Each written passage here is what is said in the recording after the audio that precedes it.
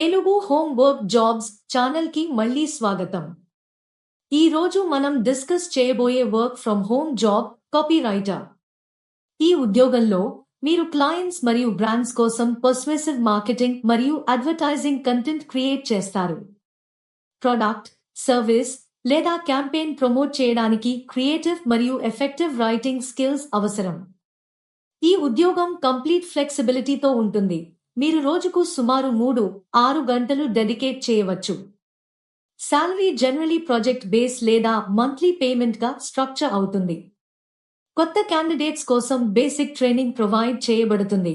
ఇందులో copywriting techniques, persuasive writing, client communication, deadlines manage చేయడం cover అవుతుంది.